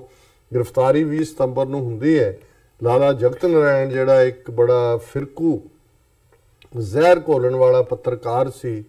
ਉਸ ਦਾ ਕਤਲ ਹੁੰਦਾ ਹੈ। ਉਸ ਕੇਸ 'ਚ ਸੰਤਾਂ ਨੂੰ ਪੁੱਛਗਿੱਛ ਲਈ ਲਗਭਗ 3 ਹਫ਼ਤੇ ਕਸਟਡੀ 'ਚ ਰੱਖਿਆ ਜਾਂਦਾ। ਉਹਨਾਂ ਦੇ ਖਿਲਾਫ ਕੋਈ ਸਬੂਤ ਨਹੀਂ ਸੀ, ਉਹਨਾਂ ਨੂੰ ਰਿਹਾ ਕੀਤਾ ਜਾਂਦਾ। ਲੇਕਿਨ ਇਸ ਸਾਰੇ ਦੌਰ 'ਚ ਸੰਤਾਂ ਨੇ ਜਿਹੜੀ ਗੱਲ ਸਿੱਖ ਕੌਮ ਨੂੰ 1849 ਤੋਂ ਬਾਅਦ ਭੁੱਲੀ ਹੋਈ ਸੀ, ਜਦੋਂ 1849 ਸਿੱਖ ਰਾਜ ਅੰਗਰੇਜ਼ਾਂ ਦੇ ਪੇਟੇ ਪਿਆ, ਮੰਦੇ ਭਾਗਾਂ ਨੂੰ ਅਗਲੇ 98 ਸਾਲ ਜਿਹੜੀਆਂ ਬਹੁਤ ਸਾਰੀਆਂ ਲਹਿਰਾਂ ਨੇ, ਉਹ ਕੂਕਾ ਲਹਿਰ ਹੋਏ, ਗਦਰੀ ਬਾਬਿਆਂ ਦੀ ਹੋਏ, ਬਾਅਦ ਦੇ ਵਿੱਚ ਭਗਤ ਸਿੰਘ ਔਰ ਦੂਸਰਿਆਂ ਦੀ ਹੋਏ, ਜਾਂ ਈਵਨ ਅਕਾਲੀ ਲਹਿਰ ਵੀ ਜਿਹੜੀ ਹੈ ਉਹ ਨੈਸ਼ਨਲਿਜ਼ਮ ਦੇ ਜਾਂ ਹਿੰਦੂਵਾਦ ਦੇ ਖਾਤੇ 'ਚ ਹੀ ਪਈ, ਗਾਂਧੀ ਔਰ ਨਹਿਰੂ ਦੇ ਝਾਂਸਿਆਂ 'ਚ ਆਏ। ਪਰ ਪਹਿਲੀ ਵਾਰ ਸੀ 1849 ਤੋਂ ਬਾਅਦ ਕਿ ਸਿੱਧੇ ਤੌਰ ਤੇ ਸੰਤ ਪਿੰਡਾਂ ਵਾਲਿਆਂ ਨੇ ਸਿੱਖ ਕੌਮ ਦਾ ਧਿਆਨ ਗੁਲਾਮੀ ਦੇ ਸੰਗਲ ਕੱਟਣ ਵੱਲ ਦਵਾਇਆ। ਉਹਨਾਂ ਦੀ ਸ਼ੇਰ ਭਬਕ ਨੇ ਕੌਮ ਦੇ ਅੰਦਰ ਇੱਕ ਨਵੀਂ ਰੂਹ ਫੂਕੀ, ਔਰ ਉਹਨਾਂ ਨੇ ਇਹ ਸਾਬਤ ਕਰ ਦਿੱਤਾ ਹੈ ਕਿ ਭਾਈ ਜਦੋਂ ਸਿੱਖ ਖਲੋਂਦਾ ਸੱਚਮੁੱਚ ਸਵਾ ਲੱਖੀ ਸਪਿਰਿਟ ਕੀ ਹੈ ਜੀ। ਔਰ ਜ਼ਾਹਰ ਹੈ ਜਿਵੇਂ ਇੱਕ ਪੱਤਰਕਾਰ ਨੇ ਇੱਕ ਵਾਰ ਸ਼ਾਇਦ ਇੰਡੀਅਨ ਐਕਸਪ੍ਰੈਸ ਦੇ ਨੇ, ਉਹ ਦਰਬਾਰ ਸਾਹਿਬ ਦੇ ਬਾਹਰ ਜਿਹੜੇ ਕਿਤਾਬਾਂ ਵੇਚਣ ਵਾਲੇ ਨੇ ਉਹਨਾਂ ਦੇ ਕੈਲੰਡਰ ਰੱਖੇ ਹੋਏ ਸੀ, ਲੌਂਗੋਵਾਲ ਦਾ ਵੀ ਰੱਖਿਆ ਸੀ, ਪਿੰਡਾਣਿਆਂ ਦਾ ਵੀ ਰੱਖਿਆ ਸੀ। ਉਹਨਾਂ ਨੇ ਪੁੱਛਿਆ ਲੌਂਗੋਵਾਲ ਦਾ ਵੀ ਇਹ ਕਿੰਨੇ ਕੁ ਵਿਕ ਜਾਂਦੇ ਨੇ? ਕਹਿੰਦੇ ਜਿੰਨੇ ਲਿਆ ਕੇ ਰੱਖੇ ਨੇ ਅੱਜ ਤੱਕ ਇੱਥੇ ਉਨੇ ਹੀ ਪਏ ਤਾਂ ਕੋਈ ਨਹੀਂ। ਉਹ ਕਹਿੰਦੇ ਇਹ ਕਿੰਨੀਆਂ ਵਿਕਦੀਆਂ ਪਿੰਡਾਣਿਆਂ ਦੀ? ਉਹ ਕਹਿੰਦਾ ਜਿੰਨੀਆਂ ਰੱਖ ਦਿਓ 2 ਘੰਟੇ ਬਾਅਦ ਮੁੱਕੀਆਂ। ਉਹਨੇ ਕਿਹਾ ਜੀ ਕੀ ਕਾਰਨ? ਤੇ ਉਹਨੇ ਹੀ ਅੱਗੋਂ ਜਵਾਬ ਦਿੱਤਾ, ਕਹਿੰਦੇ ਜਿਹੜੇ ਆਪ ਵਿਕ ਜਾਂਦੇ ਨੇ ਉਹਨਾਂ ਦੀਆਂ ਤਸਵੀਰਾਂ ਨਹੀਂ ਵਿਕਦੀਆਂ। ਸੋ ਜ਼ਾਹਰ ਹੈ ਵੀ ਜਿਹੜੇ ਸਿਰ ਦਿੰਦੇ ਨੇ, ਜਿਹੜੇ ਸਚਿਆਰਤਾ ਨਾਲ ਖਲੋਂਦੇ ਨੇ ਔਰ ਗੁਰੂ ਦੇ ਸਨਮੁਖ ਰਹਿ ਕੇ ਸ਼ਹੀਦੀ ਪਾਉਂਦੇ ਨੇ, ਉਹਨਾਂ ਦੀ ਜਿਹੜੀ ਹੈ ਫਿਰ ਲੈਗੇਸੀ ਵਿਰਸਾ ਉਹ ਹਮੇਸ਼ਾ ਕਾਇਮ ਰਹਿੰਦਾ। ਸੋ ਇਹਦੇ 'ਚ ਕੋਈ ਸ਼ੱਕ ਨਹੀਂ ਹੈ ਕਿ ਸੰਤ ਜਰਨੈਲ ਸਿੰਘ ਖਾਲਸਾ ਪਿੰਡਾਂ ਵਾਲਿਆਂ ਨੇ ਜਿੱਥੇ ਕੌਮ ਦੇ ਵਿੱਚ ਇੱਕ ਨਵੀਂ ਰੂਹ ਫੂਕੀ, ਸਿੱਖ ਸਟੂਡੈਂਟ ਫੈਡਰੇਸ਼ਨ ਦੇ ਰੂਪ ਜਿੱਥੇ ਭਾਈ ਅਮਰੀਕ ਸਿੰਘ ਜਿਹੜੇ ਕਿ ਸੰਤ ਕਰਤਾਰ ਸਿੰਘ ਖਾਲਸਾ ਪਿੰਡਾਂ ਵਾਲਿਆਂ ਦੇ ਸਪੁੱਤਰ ਸਨ, ਉਹਨਾਂ ਨੇ ਵੀ ਨਾਲ ਸ਼ਹਾਦਤ ਪਾਈ, ਜਨਰਲ ਸੁਬੇਗ ਸਿੰਘ ਨੇ ਵੀ। ਔਰ ਇੱਕ ਉਹ ਸਪਿਰਿਟ ਜਦੋਂ ਅਸੀਂ ਬੀਤੇ ਇਤਿਹਾਸ ਦੀ ਚਮਕੌਰ ਦੀ ਗੜੀ ਨੂੰ ਯਾਦ ਕਰਦੇ ਹਾਂ, 10ਵੇਂ ਪਾਤਸ਼ਾਹ ਦੇ ਲਾਡਲੇ ਸਪੁੱਤਰਾਂ ਦੀ, ਤੇ ਇੱਥੇ ਵੀ ਅਸੀਂ ਇਹ ਦੇਖਦੇ ਹਾਂ ਕਿ ਕਿਵੇਂ ਗੁਰੂ ਕੇ ਲਾਡਲੇ ਸਪੁੱਤਰਾਂ ਨੇ 40-50 ਭੁੱਖੇ ਪਾਣੇ 4 ਚਫੇਰਿਓਂ ਘੇਰੇ ਹੋਏ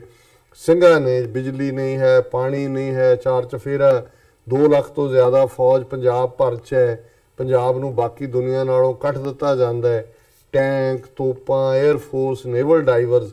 72 ਘੰਟੇ ਭਾਰਤੀ ਫੌਜ ਜਿਹੜੀ ਹੈ ਦਰਬਾਰ ਸਾਹਿਬ ਦੀਆਂ ਬਰੂਹਾਂ ਦੇ ਅੰਦਰ ਦਾਖਲ ਨਹੀਂ ਹੋ ਸਕਦੀ। ਔਰ ਅਖੀਰਲੇ ਸਾਹ ਔਰ ਇਹ ਦੁਸ਼ਮਣ ਦਾ ਜੇ ਕਾਮੈਂਟ ਜਿਹੜਾ ਜਰਨੈਲ ਉਹਨਾਂ ਦਾ ਉਹ ਇਹ ਮੀਡੀਆ ਦੇ ਸਾਹਮਣੇ ਕਹਿੰਦਾ ਹੈ, giving the ਐਡਵਰਸਰੀ his due the fought to the last breath and bullet, ਕਿ ਜਿਹੜਾ ਦੁਸ਼ਮਣ ਨੂੰ ਵੀ ਜੇ ਉਹਦਾ ਬਣਦਾ ਹੱਕ ਦੇਣਾ ਹੋਏ ਤੇ ਉਹ ਅਖੀਰਲੇ ਸਾਹ ਤੇ ਅਖੀਰਲੀ ਗੋਲੀ ਤੱਕ ਲੜੇ। ਔਰ ਇੱਕ ਅੰਦਾਜ਼ੇ ਮੁਤਾਬਕ ਸੰਤ ਪਿੰਡਾਂ ਵਾਲਿਆਂ ਦੀ ਜਿਹੜੀ ਸ਼ਹਾਦਤ ਹੈ ਉਹ ਜਿੱਥੇ ਝੰਡੇ ਬੁੰਗੇ ਹੈ ਉੱਥੇ ਹੋਈ। ਉਹਨਾਂ ਦੇ ਸਰੀਰ ਦੇ ਉੱਤੇ ਦਰਜਨਾਂ ਗੋਲੀਆਂ ਸਨ ਔਰ ਕਿਤੇ ਫਿਗਰ ਜਿਹੜੀ ਹੈ ਉਹ 22 ਹੈ, ਕਿਤੇ 32 ਆਂਦੀ ਹੈ। ਔਰ ਉਹ ਸ਼ਬਦ ਪੜ੍ਹਦੇ ਅੰਦਰੋਂ ਨਿਕਲੇ ਔਰ ਜਿਵੇਂ ਉਹ ਧਾਰਨਾ ਸੰਗਤ ਦੇ ਵਿੱਚ ਲਵਾਉਂਦੇ ਹੁੰਦੇ ਸੀ, ਸਿਰ ਦਿੱਤਿਆਂ ਬਾਜ ਨਹੀਂ ਰਹਿਣਾ ਧਰਮ, ਸਿਰ ਦਿੱਤਿਆਂ ਬਾਜ ਨਹੀਂ ਰਹਿਣਾ, ਉਹਨਾਂ ਨੇ ਜੂਝ ਕੇ ਸ਼ਹੀਦੀ ਪਾਈ। ਸੋ ਜਿੱਥੇ ਅੱਜ ਅਸੀਂ ਉਹਨਾਂ ਦੀ ਲੈਗੇਸੀ ਨੂੰ, ਉਹਨਾਂ ਦੇ ਵਿਰਸੇ ਨੂੰ, ਉਹਨਾਂ ਦੇ ਜੀਵਨ ਨੂੰ ਸੈਲੀਬ੍ਰੇਟ ਕਰ ਰਹੇ ਹਾਂ, ਸ਼ਹਾਦਤ ਨੂੰ ਸੈਲੀਬ੍ਰੇਟ ਕਰ ਰਹੇ ਹਾਂ, ਸੋ ਜ਼ਾਹਰ ਹੈ ਕਿ ਇੱਕ ਸਵਾਲ ਅੱਜ ਇਸ ਵਾਕਿਆ ਨੂੰ 34 ਸਾਲ ਹੋ ਗਏ ਨੇ ਜੂਨ 84 ਤੋਂ ਬਾਅਦ, ਅੱਜ ਕੌਮ ਕਿੱਥੇ ਖੜੀ? ਕੀ ਸੱਚਮੁੱਚ ਜਦੋਂ ਅਸੀਂ ਬੀਤੇ ਦੇ ਇਹਨਾਂ 4 ਦਹਾਕਿਆਂ ਵੱਲ ਦੇਖਦੇ ਹਾਂ ਕਿ ਕੀ ਅਸੀਂ ਔਰ ਖਾਸ ਤੌਰ ਤੇ ਪੰਜਾਬ ਦੇ ਵਿੱਚ ਜਿਹੜੇ ਅੱਜ ਸਿੱਖਾਂ ਦੀ ਰਹਿਨੁਮਾਈ ਕਰਨ ਵਾਲੀਆਂ ਤਾਕਤਾਂ, ਕਿਵੇਂ ਹਿਸਟਰੀ ਨੇ ਪੂਰਾ ਸਰਕਲ ਲਿਆ, ਕਿਵੇਂ ਉਹੀ ਕਾਂਗਰਸ ਜਮਾਤ ਦਾ ਕੈਪਟਨ ਅਮਰਿੰਦਰ ਮੁੱਖ ਮੰਤਰੀ ਦੀ ਕੁਰਸੀ ਤੇ ਬੈਠਾ, ਅੱਜ ਉਹਨਾਂ ਸਿੱਖੀ ਦੀ ਗੱਲ ਕਰਨ ਵਾਲਿਆਂ ਨੂੰ ਵੀ ਝੂਠੇ ਕੇਸਾਂ 'ਚ ਫਸਾਇਆ ਜਾਂਦਾ ਹੈ, ਕਿਵੇਂ 3 ਸਿੱਖ ਨੌਜਵਾਨ ਉਹਨਾਂ ਨੂੰ ਭਾਰਤੀ ਅਦਾਲਤਾਂ ਜਿਹੜੀਆਂ ਨੇ ਉਹ ਖਾਲਿਸਤਾਨੀ ਲਿਟਰੇਚਰ ਰੱਖਣ ਦੇ ਦੋਸ਼ ਦੇ ਵਿੱਚ ਉਮਰ ਕੈਦ ਦੀ ਸਜ਼ਾ ਦਿੰਦੀਆਂ ਨੇ। ਪੰਜਾਬ ਦੇ ਵਿੱਚ ਲਾ ਐਂਡ ਆਰਡਰ ਦੀ ਹਾਲਤ ਕਿਸ ਹੱਦ ਤੱਕ ਬਦਤਰ ਹੋ ਚੁੱਕੀ ਹੈ ਕਿ ਕਿਵੇਂ ਇੱਕ ਬੱਚੀ ਜਿਸ ਦੇ ਨਾਲ ਕਿਵੇਂ ਉਹ ਲੁਧਿਆਣੇ ਤੋਂ ਔਰ ਕੀ ਉਹਦੇ ਨਾਲ ਜਬਰ ਜਨਾਹ ਹੁੰਦਾ, ਅੱਜ ਸਾਰੀਆਂ ਅਖਬਾਰਾਂ ਔਰ ਮੀਡੀਆ ਇਹਨਾਂ ਖਬਰਾਂ ਨਾਲ ਭਰਿਆ ਹੋਇਆ,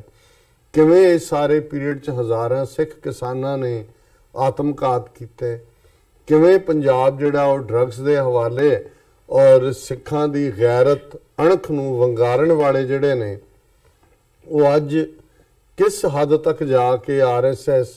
ਪੰਜਾਬ ਦੇ ਵਿੱਚ ਘੁਸਪੈਠ ਕਰ ਚੁੱਕਾ ਹੈ। ਸਾਡੀਆਂ ਇੰਸਟੀਟਿਊਸ਼ਨਸ ਦੇ ਵਿੱਚ ਆਰਐਸਐਸ ਦਾ ਬੋਲਬਾਲਾ ਹੈ। ਇਹਦੇ 'ਚ ਕੋਈ ਸ਼ੱਕ ਨਹੀਂ ਹੈ ਕਿ ਜਿਹੜੇ ਇਸ ਸਾਰੇ ਮਾਹੌਲ ਦੇ ਵਿੱਚ ਵੀ ਕੌਮੀ ਆਜ਼ਾਦੀ ਦੇ ਲਈ ਖਲੋਤੇ ਨੇ, ਖਾਲਿਸਤਾਨ ਦੀ ਗੱਲ ਲਈ ਖਲੋਤੇ ਨੇ, ਉਹਨਾਂ ਨੂੰ ਸਾਡਾ ਸਲੂਟ ਹੈ। ਪਰ ਅੱਜ ਜੇ ਮੈਂ ਗੁਰਬਾਣੀ ਦੇ ਤੁਕ ਕਹਿਣੀ ਹੋਏ ਤਾਂ ਫਿਰ ਕੋਈ ਹਰਿਓ ਬੂਟ ਰਿਓਰੀ, ਕਿ ਸਾਰਾ ਜੰਗਲ ਜਿਹੜਾ ਹੈ ਉਹ ਇਸ ਤ੍ਰਿਸ਼ਨਾ ਦੀ ਅੱਗ ਵਿੱਚ, ਡਰ ਦੀ ਅੱਗ ਵਿੱਚ, ਲੋਭ ਲਾਲਚ ਹਿੰਦੂਤਵਾ ਦੇ ਪ੍ਰਭਾਵ ਥੱਲੇ ਸਾਰਾ ਜੰਗਲ ਸੜ ਚੁੱਕਾ ਹੈ, ਸੜ ਰਿਹਾ ਹੈ। ਕੋਈ ਬੂਟਾ, ਕੋਈ ਹਰਿਓ ਬੂਟ ਰਿਓਰੀ, ਕੋਈ ਬੂਟਾ ਜਿਹੜਾ ਹਰਿਆ ਰਹਿ ਗਿਆ, ਨਹੀਂ ਤਾਂ ਅੱਜ ਸਾਡਾ ਵੱਡਾ ਹਿੱਸਾ ਸਾਡੀਆਂ ਇੰਸਟੀਟਿਊਸ਼ਨਸ ਕਰਪਟ ਨੇ, ਕਿਵੇਂ ਜਿਸ ਅਕਾਲ ਤਖਤ ਦੇ ਤਾਬਿਆ ਰੂਬਰੂ ਸੰਤਾਂ ਨੇ ਸ਼ਹੀਦੀ ਪਾਈ, ਕਿਵੇਂ ਇਹਨਾਂ ਵਰਿਆਂ ਦੇ ਵਿੱਚ ਅਕਾਲ ਤਖਤ ਦੀ ਇੰਸਟੀਟਿਊਸ਼ਨ ਦਾ ਕਿਵੇਂ ਬਾਦਲਾਂ ਨੇ ਆਪਣੇ ਲਿਫਾਫਿਆਂ ਚੋਂ ਜਥੇਦਾਰ ਕੱਢ ਕੇ ਇੱਕ ਤੋਂ ਬਾਅਦ ਇੱਕ ਅਕਾਲ ਤਖਤ ਦੀ ਸਪਿਰਿਟ ਦੀ ਤੋਹੀਨ ਕੀਤੀ। ਕਿਵੇਂ ਅੱਜ ਪਿਛਲੇ ਜੇ 2015 ਤੋਂ ਦੇਖੀਏ 300 ਤੋਂ ਜ਼ਿਆਦਾ ਗੁਰੂ ਗ੍ਰੰਥ ਸਾਹਿਬ ਦੀ ਬੇਅਦਬੀ ਦੀਆਂ ਘਟਨਾਵਾਂ ਹੋਈਆਂ। ਕਿੱਥੇ ਇੱਕ ਨਰਕਧਾਰੀਆਂ ਦੇ ਗੁਰੂਡਮ ਨੂੰ ਚੈਲੰਜ ਕੀਤਾ ਗਿਆ ਸੀ ਪੰਜਾਬ ਦੇ ਵਿੱਚ, ਕਿਵੇਂ ਉਹ ਸੌਦਾ ਸਾਧ ਹੋਏ, ਆਸ਼ੂਤੋਸ਼ ਹੋਏ ਔਰ ਦੂਸਰੇ ਕਿਸ ਕਿਸਮ ਦੇ ਇੱਕ ਨੀਲਧਾਰੀ ਜਿਹਾ ਜੰਪ ਹੈ। ਇਹ ਸਾਰੇ ਕਿਵੇਂ ਸਿੱਖੀ ਪਰੰਪਰਾਵਾਂ ਨੂੰ ਰੋਲ ਰਹੇ ਨੇ, ਕਿਵੇਂ ਗੁਰੂ ਗ੍ਰੰਥ ਸਾਹਿਬ ਦੇ ਅਦਬ ਅਦਾਬ ਨੂੰ ਨੁਕਸਾਨ ਪਹੁੰਚਾਉਣ ਦੀ ਕੋਸ਼ਿਸ਼ ਕਰ ਰਹੇ ਨੇ। ਲੇਕਿਨ ਮੈਂ ਇਸ ਸੈਗਮੈਂਟ ਨੂੰ ਡੈਸਪਰੇਟ ਜਾਂ ਸੈਡ ਨੋਟ ਤੇ ਐਂਡ ਨਹੀਂ ਕਰਨਾ ਚਾਹੁੰਦਾ। ਮੈਂ ਸਮਝਦਾ ਕਿ ਸਿੱਖ ਡਾਇਸਪੋਰਾ 5 ਮਿਲੀਅਨ ਸਿੱਖ ਡਾਇਸਪੋਰਾ ਜਿਹੜਾ ਭਾਰਤ ਦੇ ਨਕਸ਼ੇ ਦੀ ਕੈਦ ਤੋਂ ਬਾਹਰ ਹੈ, ਉਸ ਨੇ ਇਹਨਾਂ 34 ਵਰਿਆਂ ਜੂਨ 84 ਤੋਂ ਬਾਅਦ ਕਿਵੇਂ ਮੁਕਾਮ ਹਾਸਲ ਕੀਤਾ ਹੈ। ਖਾਲਿਸਤਾਨ ਦੀ ਲਹਿਰ ਕਿਵੇਂ ਬੁਲੰਦੀਆਂ ਵੱਲ ਹੈ ਔਰ ਕਿਵੇਂ ਸਾਡੇ ਗੁਆਂਢੀ ਦੇਸ਼ ਪਾਕਿਸਤਾਨ ਦੇ ਵਿੱਚ ਸਿੱਖ ਫੈਕਟਰ ਦੀ ਅਹਿਮੀਅਤ ਨੂੰ ਜਾਣਦੇ ਆ ਔਰ ਸਮਝਦੇ ਆ ਔਰ ਪਾਕਿਸਤਾਨੀ ਆਵਾਮ ਦੀ ਗੁੱਡਵਿਲ ਔਰ ਮੌਜੂਦਾ ਇਮਰਾਨ ਖਾਨ ਸਾਹਿਬ ਦੀ ਹਕੂਮਤ ਨੇ ਕਰਤਾਰਪੁਰ ਕੋਰੀਡੋਰ ਦਾ ਖੋਲ੍ਹਣਾ ਔਰ ਹੁਣ ਜਿਵੇਂ ਅਸੀਂ ਦੇਖਿਆ ਕਿ ਬੱਲੋ ਕੀ ਰੱਖ ਦਾ ਨਾਂ ਬਾਬਾ ਨਾਨਕ ਦੇ ਨਾਂ ਤੇ, ਗੁਰੂ ਨਾਨਕ ਸਾਹਿਬ ਦੇ ਨਾਂ ਤੇ ਯੂਨੀਵਰਸਿਟੀ ਇੰਟਰਨੈਸ਼ਨਲ ਜਿਹਦਾ ਐਲਾਨ ਭਾਵੇਂ ਪਹਿਲਾਂ ਹੋਇਆ ਹੋਇਆ, ਉਸ ਨੂੰ ਫੰਕਸ਼ਨਲ ਕਰਨ ਦੀ ਗੱਲ, ਕੈਨੇਡਾ ਦੇ ਵਿੱਚ ਸਾਡਾ ਪ੍ਰਭਾਵ, ਅਮਰੀਕਾ ਦੇ ਵਿੱਚ US ਸਿੱਖ ਕਾਂਗਰੈਸ਼ਨਲ ਕਾਕਸ 50 ਤੋਂ ਜ਼ਿਆਦਾ ਉਹਦੇ ਮੈਂਬਰ, ਇੰਗਲੈਂਡ ਦੇ ਵਿੱਚ ਸਿੱਖ ਮੈਂਬਰ ਪਾਰਲੀਮੈਂਟ ਹੋਣਾ ਔਰ ਸਿੱਖੀ ਦੀ ਗੱਲ, ਆਵਾਜ਼ ਆਜ਼ਾਦੀ ਦੀ ਰੈਫਰੈਂਡਮ 2020 ਦੇ ਥੱਲੇ, ਜਿਸ ਨੂੰ ਈਵਨ ਹੁਣ ਜਿਹੜਾ ਦਿਨਕਰ ਗੁਪਤਾ ਨਵਾਂ DGP ਬਣਿਆ ਉਹ ਵੀ ਚੀਕਾਂ ਮਾਰ ਰਿਹਾ। ਸੋ ਜ਼ਾਹਿਰ ਹੈ ਵੀ ਗੱਲ ਜਦੋਂ ਅਸੀਂ ਵਿਰਸੇ ਜਾਂ ਲੈਗੇਸੀ ਦੀ ਕਰਦੇ ਹਾਂ, ਇਹਨਾਂ ਸਾਰੇ ਵਰਿਆਂ ਦੇ ਵਿੱਚ ਇੱਕ ਦਹਾਕਾ ਸੰਤਾਂ ਦੀ ਸ਼ਹਾਦਤ ਤੋਂ ਬਾਅਦ ਕਿਵੇਂ ਪੰਜਾਬ 'ਚ ਖਾਲਿਸਤਾਨੀ ਯੋਧਿਆਂ ਨੇ ਦੁਸ਼ਮਣ ਦੇ ਛੱਕੇ ਛੁਡਾਏ। ਹਮੇਸ਼ਾ ਸਾਨੂੰ ਮਾਣ ਰਹੇਗਾ, ਮਾਣ ਹੈ ਜਦੋਂ ਅਸੀਂ ਉਹ ਵਿਰਸੇ ਦੀ ਗੱਲ ਕਰਦੇ ਹਾਂ ਆਪਣੇ ਬੇਅੰਤ ਸਿੰਘਾਂ, ਸਤਵੰਤ ਸਿੰਘਾਂ, ਕੇਰ ਸਿੰਘਾਂ ਤੇ, ਆਪਣੇ ਜਿੰਦਿਆਂ ਸੁੱਖਿਆਂ ਤੇ, ਆਪਣੇ ਦਿਲਾਵਰ ਸਿੰਘਾਂ ਰਾਜੋਆਣਿਆਂ ਤੇ ਔਰ ਆਪਣੇ ਹਵਾਰਿਆਂ ਤੇ। ਅੱਜ ਵੀ ਜੇ ਗੱਲ ਸਪਿਰਿਟ ਦੀ ਕਰਨੀ ਹੈ ਜਾਂ ਲੈਗੇਸੀ ਨੂੰ ਅੱਗੇ ਤੋਰਨ ਦੀ ਦੇਖਣਾ ਹੈ ਤੇ ਭਾਈ ਜਗਤਾਰ ਸਿੰਘ ਹਵਾਰਾ ਤੇ ਹਾੜ ਜੇਲ੍ਹ ਦੇ ਵਿੱਚ ਪੈਰਾਂ 'ਚ ਬੀੜੀਆਂ, ਹੱਥਾਂ 'ਚ ਹੱਥਕੜੀਆਂ ਤੇ ਖਾਲਿਸਤਾਨ ਜ਼ਿੰਦਾਬਾਦ ਦੇ ਨਾਲ ਭਾਵੇਂ ਉਹ TV ਸਕਰੀਨ ਰਾਹੀਂ ਪੇਸ਼ ਹੋ ਰਿਹਾ ਹੁਣ ਤੇ ਜੱਜ ਨੂੰ ਕੰਬਣੀ ਛੇੜੀ ਹੁੰਦੀ ਹੈ। ਸੋ ਇਹ ਅਨਡੈਂਪਨਿੰਗ ਸਪਿਰਿਟ ਹੈ ਔਰ ਮੈਂ ਸਮਝਦਾ ਵੀ ਇਹਦੇ ਬਾਵਜੂਦ ਕਿ ਪੰਜਾਬ ਦੇ ਵਿੱਚ ਸਾਡੀਆਂ ਧਿਰਾਂ, ਪੰਥਕ ਧਿਰਾਂ ਨੇ ਕੋਈ ਬਹੁਤੇ ਸਬਕ ਨਹੀਂ ਸਿੱਖੇ ਹੈ, ਉਹ ਇੱਕ ਦੂਸਰੇ ਨਾਲ ਉਵੇਂ ਹੀ ਕਹਿੰਦੇ ਨੇ, ਉਵੇਂ ਹੀ ਇੱਕ ਦੂਸਰੇ ਨੂੰ ਨੈਗੇਟ ਕਰਦੇ ਨੇ। ਬਾਹਰ ਵੀ ਜਿਹੜੇ ਇਸ ਕਿਸਮ ਦੇ ਪ੍ਰਭਾਵ ਨੇ, ਲੇਕਿਨ ਇਹਦੇ ਬਾਵਜੂਦ ਘੱਟੋ ਘੱਟ ਖਾਲਿਸਤਾਨ ਦਾ ਝੰਡਾ ਤਾਂ ਚੁੱਕਿਆ ਹੋਇਆ ਔਰ ਅਸੀਂ ਇਹ ਸਮਝਦੇ ਹਾਂ ਕਿ ਵੀ ਜੇ ਸੱਚਮੁੱਚ ਅਸੀਂ ਸੰਤ ਪਿੰਡਾਂ ਵਾਲਿਆਂ ਨੂੰ ਪਿਆਰ ਕਰਦੇ ਹਾਂ, ਉਹਨਾਂ ਦੀ ਲੈਗੇਸੀ ਨੂੰ ਪਿਆਰ ਕਰਦੇ ਹਾਂ, ਸੋ ਬਜਾਏ ਫਿਰ ਇਸ ਦੇ ਇਹੋ ਜਿਹੀਆਂ ਨਜ਼ਮਾਂ ਪੜ੍ਹਨ ਦੇ ਕਿ ਜੀ ਪਿੰਡਾਂ ਵਾਲੇ ਤੁਸੀਂ ਵਾਪਸ ਆ ਜਾਓ, ਦੁਬਾਰਾ ਆ ਜਾਓ, ਉਹ ਤਾਂ ਆਪਣਾ ਜੀਵਨ ਨਿਭਾ ਗਏ ਗੁਰੂ ਚਰਨਾਂ 'ਚ, ਉਹਨਾਂ ਨੇ ਵਿਰਸਾ ਛੱਡ ਦਿੱਤਾ ਹੈ। ਸਾਡੀ ਆਦਤ ਬਣੀ ਹੋਈ ਹੈ ਕਿ ਅਸੀਂ ਕਦੇ ਗੁਰੂ ਗੋਬਿੰਦ ਸਿੰਘ ਸਾਹਿਬ ਨੂੰ ਯਾਦ ਕਰਦੇ ਹਾਂ ਕਿ ਜੀ ਵਾਪਸ ਆ ਜਾਓ। 10 ਗੁਰੂ ਸਾਹਿਬ ਕਿੱਥੇ ਗਏ ਨੇ? ਗੁਰੂ ਸਾਹਿਬ ਗੁਰੂ ਗ੍ਰੰਥ ਸਾਹਿਬ ਦੇ ਰੂਪ 'ਚ ਬੈਠੇ ਨੇ, ਜਾਣ ਲੱਗਿਆ ਉਹਨਾਂ ਨੇ ਹੀ ਫਰਮਾਇਆ ਸਭ ਸਿੱਖਣ ਕੋ ਹੁਕਮ ਹੈ ਗੁਰੂ ਮਾਨਿਓ ਗ੍ਰੰਥ। ਗੁਰੂ ਗ੍ਰੰਥ ਦੀ ਲੈਗੇਸੀ ਹੈ, ਗੁਰੂ ਪੰਥ ਦੀ ਲੈਗੇਸੀ ਹੈ। ਸੰਤ ਪਿੰਡਾਂ ਵਾਲਿਆਂ ਨੇ ਇਸ ਮੌਜੂਦਾ ਦੌਰ ਦੇ ਵਿੱਚ ਇਹ ਅਹਿਸਾਸ ਕਰਵਾਇਆ ਕਿ ਗਿਣਤੀਆਂ ਮਿਣਤੀਆਂ ਦੇ ਨਾਲ ਨਹੀਂ, ਜੇ ਤੁਹਾਡੇ 'ਚ 1.25 ਲੱਖ ਗੁਰੂ ਦੀ ਸਪਿਰਿਟ ਹੈ ਤੇ ਫਿਰ ਬੇਸ਼ੱਕ ਦਰਬਾਰ ਸਾਹਿਬ ਤੇ ਹਮਲਾ ਕੱਲਾ ਭਾਰਤੀ ਫੌਜ ਜਾਂ ਏਜੰਸੀਆਂ ਦਾ ਕਾਰਾ ਨਹੀਂ ਹੈ, ਉਹਦੇ ਸੋਵੀਅਤ ਯੂਨੀਅਨ ਦੀ KGB ਇਨਵੋਲਵ ਹੈ, ਇੰਗਲੈਂਡ ਦੀ ਹਕੂਮਤ, ਮਾਰਗਰੇਟ ਥੈਚਰ, ਉਹਨਾਂ ਦੇ ਜਿਹੜੇ ਕਮਾਂਡੋ ਔਰ ਦੂਜੇ ਔਰ ਉਹਨਾਂ ਦੇ ਇੰਟੈਲੀਜੈਂਸ ਐਕਸਪਰਟ ਇਨਵੋਲਵ ਨੇ ਔਰ ਇਧਰ ਇੱਕ ਸਿੱਖੀ ਵਿਸ਼ਵਾਸ ਦੇ ਸਿਰ ਦੇ ਉੱਤੇ ਕਿਵੇਂ ਅਖੀਰਲੇ ਸਾਹ ਤੇ ਅਖੀਰਲੀ ਗੋਲੀ ਤੱਕ ਇਹ ਜੂਝਣ ਦੀ ਗੱਲ ਜਿਹੜੀ ਹੈ ਸਾਡੇ ਯੋਧਿਆਂ ਦੀ, ਇਹ ਛੋਟਾ ਇਤਿਹਾਸ ਨਹੀਂ ਹੈ। ਔਰ ਮੈਂ ਕਨਕਲੂਡ ਕਰਾਂ ਇਸ ਸ਼ੇਰ ਦੇ ਨਾਲ ਕਿ शहीद की जो मौत है वो कौम की हयात है, हयात तो हयात है, मौत भी हयात है। ਕਿ ਸ਼ਹੀਦ ਦੀ ਜ਼ਿੰਦਗੀ ਵੀ ਕੌਮ ਨੂੰ ਜ਼ਿੰਦਗੀ ਦਿੰਦੀ ਹੈ ਔਰ ਸ਼ਹੀਦ ਦੀ ਸ਼ਹਾਦਤ ਵੀ कौम ਨੂੰ ਜ਼ਿੰਦਗੀ ਦਿੰਦੀ है। जिस शान से कोई मक्तल में गया वो शान सलामत रहती है। इस जान की तो कोई बात नहीं, ये जान तो आनी जानी है। जी डॉक्टर साहब ਤੁਹਾਡਾ ਬਹੁਤ ਬਹੁਤ ਸ਼ੁਕਰੀਆ। ਇੱਥੇ ਲੈਣੇ ਆ ਬ੍ਰੇਕ। ਪਈ ਤੋਂ ਪਹਿਲਾਂ ਅਸੀਂ ਆਪਣੇ ਦਰਸ਼ਕਾਂ ਤੇ ਸਰੋਤਿਆਂ ਨੂੰ ਅਪੀਲ ਤੇ ਬੇਨਤੀ ਕਰਦੇ ਹਾਂ ਵਿਊਅਰਸ, ਜਿਸ ਤਰ੍ਹਾਂ ਕਿ ਤੁਸੀਂ ਜਾਣਦੇ ਹੋ ਕਿ ਟੀਵੀ 84 ਇੱਕ ਪੰਥਕ ਚੈਨਲ ਹੈ। ਟੀਵੀ 84 ਸਿੱਖਾਂ, ਕਸ਼ਮੀਰੀਆਂ ਤੇ ਭਾਰਤੀਆਂ ਨਾਰਥ ਈਸਟ ਸਟੇਟਾਂ ਦੇ ਲੋਕਾਂ ਦੇ ਸਵੈ ਨਿਰਣੇ ਦੇ ਹੱਕਾਂ ਦਾ ਹਾਮੀ ਹੈ। ਅਸੀਂ ਚਾਹਾਂਗੇ ਕਿ ਤੁਸੀਂ ਟੀਵੀ 84 ਦੀ ਚੜ੍ਹਦੀ ਕਲਾ ਲਈ ਵੱਧ ਤੋਂ ਵੱਧ ਡੋਨੇਟ ਕਰੋ। ਡੋਨੇਟ ਕਰਨ ਲਈ ਸਾਡੀ ਵੈਬਸਾਈਟ tv84.tv ਤੇ ਜਾ ਕੇ पेपल की वरतों करके वन टाइम डोनेट कर सकते हो, मंथली डोनेट भी कर सकते हो। तुसी TV 84 के नाम से चैक बना के सानू मेल भी कर सकते हो साडे इस पते ते 36-01 37th Avenue long island city New York 11101 USA। ਜਾਂ ਫਿਰ ਤੁਸੀਂ ਸਾਨੂੰ ਫੋਨ ਰਾਹੀਂ ਵੀ ਸੰਪਰਕ ਕਰ ਸਕਦੇ ਹੋ ਸਾਡੇ ਫੋਨ ਨੰਬਰ ਤੇ 5164060694। ਅਸੀਂ ਆਪਣੇ ਦਰਸ਼ਕਾਂ ਨੂੰ ਵੀ ਦੱਸ ਦਈਏ ਜੇ ਤੁਸੀਂ TV 84 ਨੂੰ ਦੇਖਣਾ ਚਾਹੁੰਦੇ ਹੋ ਤਾਂ ਤੁਸੀਂ ਦੇਖ ਸਕਦੇ ਹੋ Spectrum cable, RCN cable, Bell 5 cable in Canada, roku, Jadoo box, Shava, Facebook TV 84 ਦੀ ਐਪ ਰਾਹੀਂ online streaming and IP box ਤੇ ਤੁਸੀਂ TV 84 ਨੂੰ ਦੇਖ ਸਕਦੇ ਹੋ। ਵਿਊਅਰਸ, ਜੇ ਤੁਸੀਂ TV 84 ਨਾਲ ਜਾਂ ਪ੍ਰੋਗਰਾਮ ਸੱਚੋ ਸੱਚ ਨਾਲ ਫੇਸਬੁੱਕ ਰਾਹੀਂ ਜੁੜੇ ਹੋ ਤਾਂ ਇਸ ਨੂੰ ਵੱਧ ਤੋਂ ਵੱਧ ਲਾਈਕ ਕਰੋ ਤੇ ਸ਼ੇਅਰ ਕਰੋ ਅਤੇ ਨਾਲ ਹੀ YouTube ਤੇ ਜਾ ਕੇ ਸਬਸਕ੍ਰਾਈਬ ਵੀ ਕਰੋ। ਇਹ ਵੀ ਦੱਸ ਦਈਏ ਜੋ ਸੰਤ ਭਿੰਡਰਾਂਵਾਲਿਆਂ ਦਾ ਜੋ ਜਨਮ ਦਿਨ ਫਤਿਹਗੜ੍ਹ ਵਿੱਚ ਮਨਾਇਆ ਗਿਆ ਸੀ, ਅਸੀਂ ਅੱਜ ਉਸ ਨੂੰ ਟੈਲੀਕਾਸਟ ਕਰਨ ਜਾ ਰਹੇ ਹਾਂ 9:30 ਵਜੇ ਤੋਂ ਔਰ ਇਹ 3 ਘੰਟੇ ਦਾ ਜਾਂ 3.5 ਘੰਟੇ ਦਾ ਪ੍ਰੋਗਰਾਮ ਹੋਏਗਾ। ਅਸੀਂ ਚਾਹਾਂਗੇ ਕਿ ਤੁਸੀਂ ਇਹਨਾਂ ਸਾਰੇ ਗੈਜਟ ਤੇ ਜਾ ਕੇ ਤੁਸੀਂ ਦੇਖ ਸਕਦੇ ਹੋ ਔਰ ਫੇਸਬੁੱਕ ਤੇ ਔਰ YouTube ਤੇ ਤੁਸੀਂ ਇਸ ਪ੍ਰੋਗਰਾਮ ਨੂੰ ਲਾਈਵ ਦੇਖ ਸਕਦੇ ਹੋ। Thank you so much viewers, ਮਿਲਦੇ ਹਾਂ ਛੋਟੇ ਜਿਹੇ ਵਕਫੇ ਤੋਂ ਬਾਅਦ।